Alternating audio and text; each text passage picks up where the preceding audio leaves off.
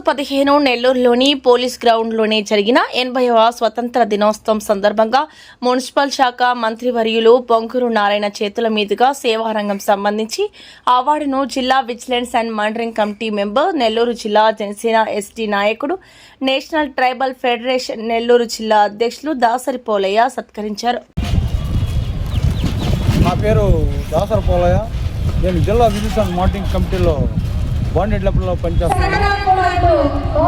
ఈరోజు మన 80వ స్వతంత్ర దినోత్సవం సందర్భంగా నాకు ఇక్కడ మన నెల్లూరు జిల్లాకు సంబంధించి మన జిల్లా కలెక్టర్ గారు నన్ను ఎంపిక చేయటము, నాకు ఈ అవార్డు నాకు ఈరోజు మన మినిస్టర్ నారాయణ సార్ దగ్గర తీసుకోవడం సంతోషం.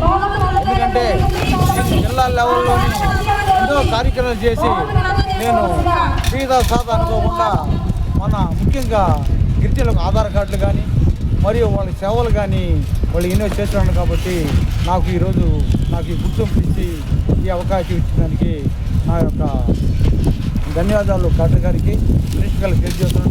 ముఖ్యంగా ఏంటంటే గ్రామాల్లో చాలామంది ఇంకా గిరిజనులు ఒంట్ల మీద చాలా మీద నివసిస్తున్నారు. కాబట్టి వారికి ప్రభుత్వం ఆదుకొని సొంతగా ఇల్లు కట్టేస్తారని నేను కలెక్టర్ గారు ఎన్నో సభలు నేను పెట్టాను. మరియు కొన్ని గ్రామాల్లో మంచినీటి వసతి కూడా కల్పించాలని మా అల్లూరు మండలంలోని అదే నెల్లూరు మరియు చుట్టుపక్కల గ్రామాలంతా నేను తిరిగి తీసినప్పుడు ఇంకా వెనకబడి మా గిరిజనులు ఉన్నారు. దీనికి ప్రభుత్వం దృష్టికి తీసుకెళ్ళాను. అదే మాదిరిగా మన ఆదివారం జరిగిన